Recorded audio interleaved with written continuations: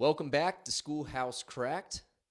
With me, as always, is Mr. Brett Derickson, school administrator extraordinaire, international educator, father of three amazing children, and guy who regularly challenges me on a daily basis, sometimes over beer and sometimes over a work conversation.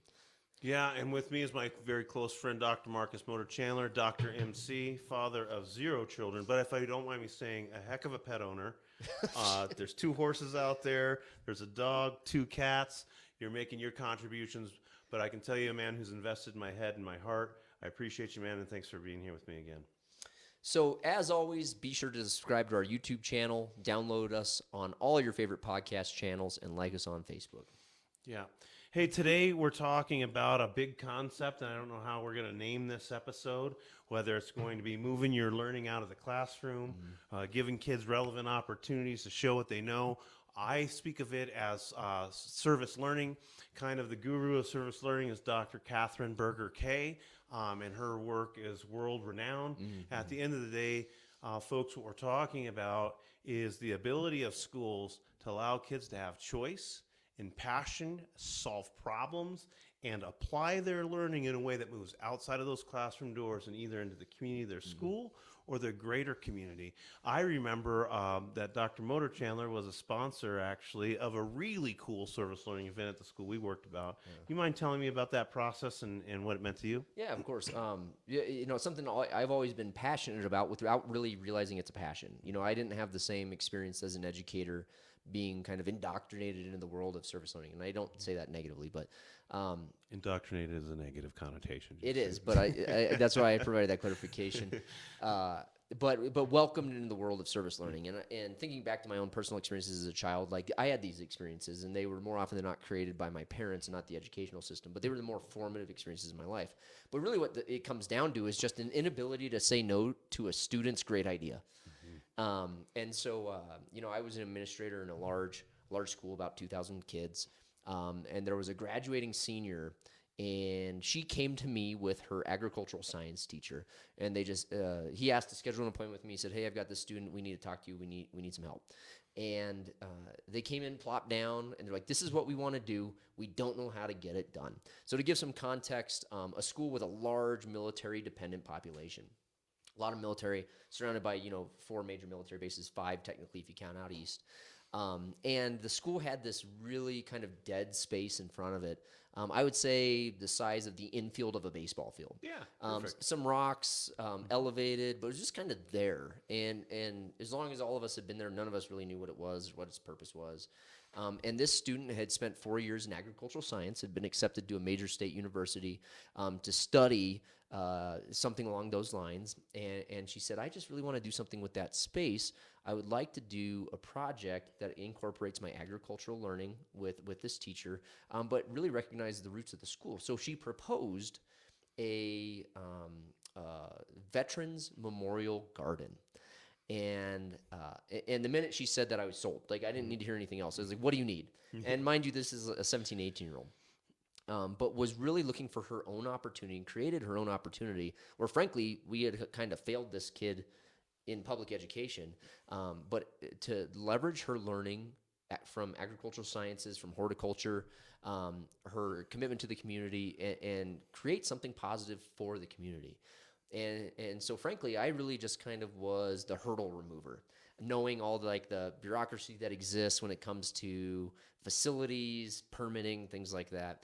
And just over the course of a semester, long story short, this young woman had created a Veterans Memorial Garden that incorporated students from the metal and wood shop, those programs, those CTE programs, had incorporated numerous local businesses' donations, had incorporated the Army, had incorporated the school district, and City council. And some of our sessions, I'm just sitting there. She's got questions about how to handle her next meeting because an 18-year-old doesn't know what a meeting with facilities director, city council looks like, and really just kind of watching her blossom and struggles through some challenging things. Heck, the kid created a Gantt chart for project management, which was truly impressive. And that garden now is there 4 years later. And she's off studying that. And so it was less about building her resume. She'd already been accepted to college, already had a scholarship, but really wanted to link all of the things that encompassed her K-12 learning into something meaningful for community. And it really hit home for me because it's that old saying, like, think globally, act locally. And then just as adults, creating an environment to do that, and then removing the hurdles to accomplish that. And I know your experience, Brett, in the IB and personal projects is an extended essay is very similar. It is. I had a few stories to share, Marcus, and I will if it becomes organic again. But I'd like to capture some of the essentials there that you were talking about. And folks, as you're listening to this, whether you're a teacher, you're a student, or you're a family member, what we're talking about, and the reason why I use the term service learning by Catherine Berger Kay is because it can be designed as both the process and the outcome of the curriculum. Embedded into coursework. Right. Yeah. And Meaningfully. what Marcus is talking about is a student whose drive and curiosity and wonderment of applying what she's learned with all these skills we knew she had, but we didn't necessarily know she was exploding to do something meaningful. And we all jumped all over it. And credit to our principal at the time and those teachers and everybody else for also being those hurdle removers. Yeah. I know that you were her mentor in that process. But I want to hang a few cornerstones on this. One, student choice. Two, creating situations in classrooms in your school culture where kids are allowed to ask, what's a problem I want to solve? I love that question. Yeah. Find a problem, identify a problem, propose a solution. Yeah. Think meaningfully about the skills that a young person or even us adults will need in order to solve problems, the communication skills, the research skills, the problem-solving skills, the starting over skills, the rethinking skills, going back to the drawing board, just all of those things. They can be designed. Those interpersonal skills, communication, they can be designed as a part of the curriculum. So if you're a parent that goes to school board meetings or who serves on the school accountability committee or who's simply involved in the school committee, don't just ask, what are they learning? Ask, how will they show what they know? Yeah. Is there anything purposeful that my child can do or our school can do as a result of their learning experience? Kids are inspirational. The one thing I'll say about this experience at Dr. Motor Channel I didn't quite capture is it was a lot of hard work. It was I'll pause you just to interject there. It was a $250,000 project that was initiated by a student, funded through donations that she sought out, and supported by a district who also supported it. Yeah. And so an 18-year-old managed a $250,000 project. Yes. Yeah. And schools and principals and school boards, I'm not suggesting that every kid get a $250,000. No, that wasn't money given for the project. But when you add up volunteer hours, donations, manpower, like it's $250,000. Yeah. What I am saying though is what you and that student and those teachers and the other students that were involved was this ability to cut through bureaucracy like the sharpest samurai sword you've ever seen. It's hard to say no to a kid. Yes, it is. And it's hard to say no to a good idea. And what that did for our school in regard to giving some validity and veracity to what we were trying to accomplish as a public school said to the community, hey, wait a minute. We've got some really cool stuff going on here. This is a place where people can go. It's a community resource because there's 2,000 kids in there, all who think and all who have passion and all who simply need is guidance and support. Now they see it's doable. Yeah. And the thing I love most about that student project is it incorporated about 40 other students. It incorporated students from the metal shop, wood shop, the engineering program, the JROTC program. And so even though it wasn't their idea, they were able to see their skill set as actionable and having a direct impact on their community. That's something I've always believed. If a student can impact their community in a tangible way, that's going to stick with them for the rest of their lives. If they can do something that they see in real time impacting their community, they're going to keep doing it exponentially over the rest of their lives. Right. And so one of the other kind of stories around project-based learning, thinking about a kid I had when I was working in Beijing, he hitchhiked himself over the summer around Europe. Now, kids, I'm not recommending you hitchhike. I am, and kids, I think you should play in the street too, the busiest street possible. But he had spent the summer in Europe with his parents' permission, and hitchhiked or took the train from university to university in Europe, and he sought donations from university professors in the field of atmospheric science. And again, it's hard to say no to a kid. Yeah.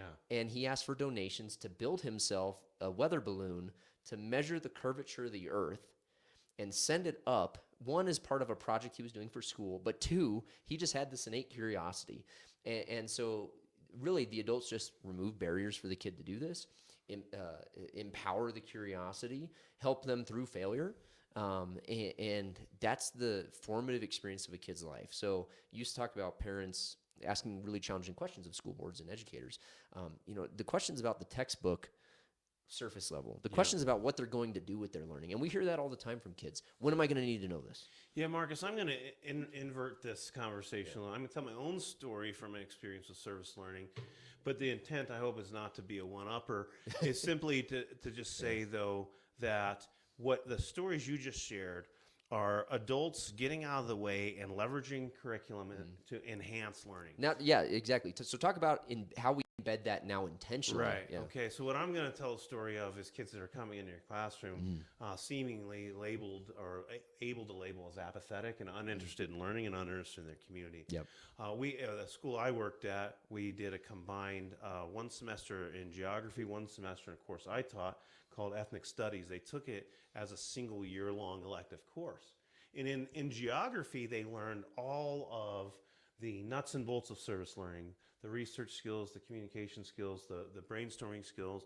They chose issues. They made proposals. We brought in people from outside of our community to listen, feedback. Absolutely. for feedback and listen to their presentations, essentially like presenting a business plan. And then the panel of community experts helped them choose the single project that they were going to turn to. Then they come into my ethnic studies class at the beginning of the semester, and we begin to learn in ethnic studies about demography and about approaching communities and all these different communication and execution skills. Long story short, the kids had begun, this was kind of in the advent of YouTube going crazy with posting those like Fight Club videos. Oh, okay. Interesting. And we had lost a student the year before in a drive-by shooting. In this fervor for our students to address in themselves their own aggressiveness, their own violent speech, and the impact of violent actions in their community, turned to us looking at violence and desensitization of violence and looking at our own community, addressing our own community about our behaviors. Long story short, it was super cool and it involved the parents of two different slain students from our school in assembly, a packed, a really powerful and emotional school cultural event that I'm sure is lasting. Here's what I'm telling you, though. I had this one kid who was so committed to the project that was spending spare time, meeting me after school, meeting his classmates. He was using all of these unbelievable skills that I had never seen in him before. And you probably wouldn't have had he not had that opportunity. Absolutely. I would have absolutely gone ahead and dismissed him as apathetic or lazy. Yes. But here's what I'm telling you. This is the bit of it. This is how unbelievable it can be when a young person sees those standards or those skills applied in a way that is relevant and meaningful in their lives. He wasn't going to his other classes. It turned out he was only showing up to our service learning class. And I had to sit him down and be like, hey, this is super important. You're essential. But you can't be essential to this project if you have an attendance plan or if you're not coming to your classes. I can't stand by you and support you. Right. It was so meaningful to this young person to be a part of this project that I was able to hold him accountable. Yeah, leverage it for some overall accountability. Yeah, absolutely. So we discovered he was talented. Yeah. He discovered meaning and passion again in vitality in himself. And then I was able to help him say, hey, man, you can't just be a part of this part of our community. There's larger contributions for you to make. Right. And so that hits on one of our previous episodes around kind of joyful learning. Should school be fun? And we talked about student voice and choice and allowing them that opportunity.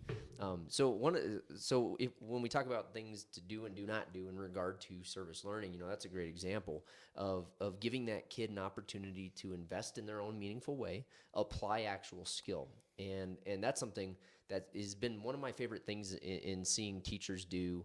When am I going to need to know this? And we regularly address quote theory with our student learning, and very rarely do we move beyond theory. So we engage in the learning, we expect them to learn it, and then we move on. But the application of that learning is always really important. So some of the things I've seen teachers do highly effectively in regard to service learning is you've got an engineering class, for example. They're coming up with these awesome ideas, and it looks great in CAD, and conceptually it's awesome. It's going to solve all these problems. But ultimately, when that design gets to the people who are responsible for welding it or nailing it together, it doesn't work. And so that's a real world scenario. Like there are companies where the manufacturers and the engineers sit around the same table and problem solve. And so creating those real world opportunities for kids, some of the best things I've seen teachers do is they move theory to practice by putting kids around a problem that is actually going to result in a tangible product and letting them work the problem. And so same thing, the easiest comparison here is like public speaking, right? Public speaking in front of a class of your peers is one thing, but public speaking in front of the person who may buy your business or may invest in your idea or may donate to you is a whole other thing. Or trying to convey an idea or a concept to somebody who's a critic in the field or an expert in the field and convince them of that is such a high order skill. And so creating those opportunities in our curriculum for students to engage in authentic application of their learning is huge. And so when we talk about service learning, we're not saying you need to go out and rebuild a park in your town. We're not saying you need to create a new pacemaker that can be monitored on your phone. We're saying you can create organic opportunities in your coursework to allow students to meaningfully and authentically practice the skill that will then have an impact in their school, their community. And that's one of the great things about service learning is an increase in civic mindedness, an increase of cultural awareness and cultural diversity. By getting kids in those authentic situations, they're out of their minds and into the world. And another buzzword, agency, creating a sense in that child. Efficacy and agency. Yes, that what I do matters in the world. That might be, as we go into some of the challenges that we're facing, in the next couple of decades, is the belief that I can make a difference, whether it's making a difference at the ballot or whether it's making a difference in solving problems. Students need to have the agency. We all need to have the agency, the belief that I can impact outcomes. I'm going to go ahead and share a good old-fashioned stop doing or don't do. Okay.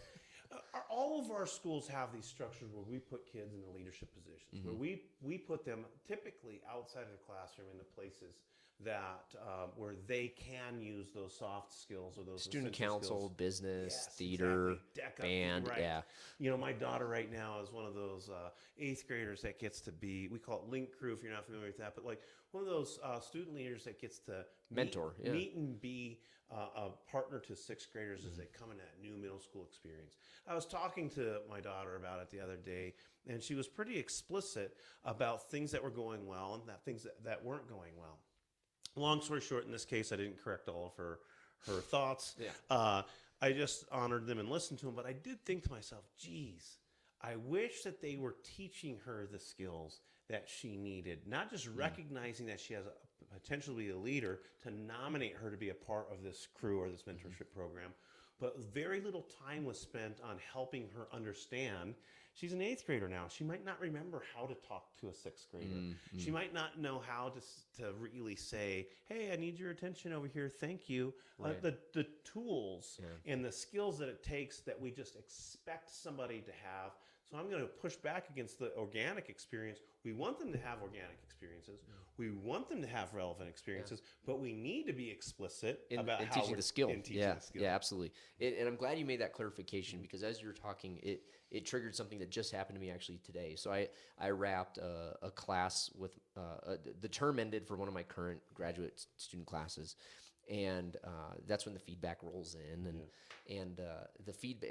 It's also helping me that they were very upset with another professor in the homework load, but they were expressing appreciation of the fact that we talked theory regarding skill attainment, and then we practiced it. We practiced it through role plays within the classroom, and then went to the lab and practiced that skill again, and opportunities for feedback over and over. So I'm glad you made that distinction, because that's 100% something I agree with, because without the opportunity to turn theory into practice with feedback and being explicit in teaching the skill, and we do that all the time, right? As educators, we expect something of an 8th grader, and then are disappointed maybe when it's not delivered at the level we expect. Yeah.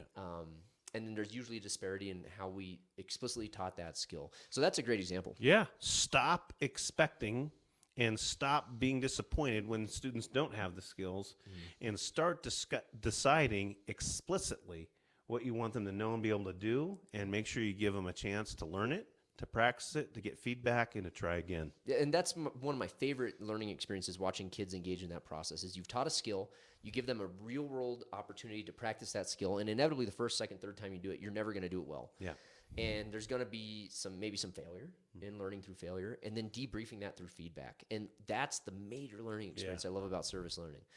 So what we're saying, folks, is that you don't need to revamp your entire curriculum, but think about ways that you can maybe get kids to engage in some civically minded service learning opportunities where they can take theory to practice, have a positive impact in their community or their school. I always recommend starting at the school level, and then once that skill's built, expanding to the community. And just give them opportunity for feedback on those skills. And those are the learning experiences that's what keeps me in education. Yeah. Absolutely. Don't reinvent the wheel out there. Again, there are absolute resources. The reason why we're using the term service learning, you also heard MC talk about project-based learning, relevant experiences. Folks, there are absolutely ways that as a parent that you can ask your school how to help make learning relevant. If your school can't explain why something is relevant to the learning, then you've got a ground to stand on. Of Push course, back, ask a question. Absolutely. Yeah. It's not the future that's their lives. Each day is their lives. It is relevant. Teachers, if you're looking into ways to do this, it doesn't have to be combining interdisciplinary courses like I just spoke about. It could simply just be in the product or the outcoming of that unit, having some sort of variable by which they have to perform in public. Or, I just saw, a few years ago, I think you'd even remember, we were working together. Of course, they were reading a popular novel, and the students had to do a physical representation of it. And they created a little art project. They set up outside in the hallway, and they sat out in the hallway and next to their project, and they had to be able to explain theme or characterization or a particular aspect of literature to an adult or to another student as they walk by, just by looking at their art project.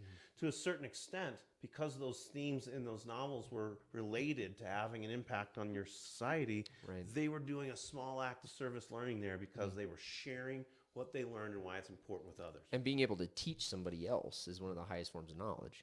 One of my favorite things about that project, as a bit of an aside, is the students presenting some high-level critical thinking on some text, some novels, and some of the adults pretending to have read that book. Yes, absolutely. Oh, yes, of course I've read Mice and Men. Oh, yeah, I'm very familiar.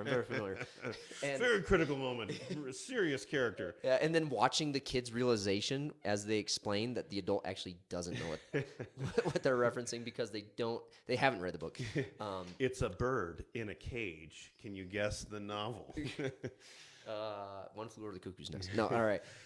So again, folks, we're really curious to see what you're doing with service learning.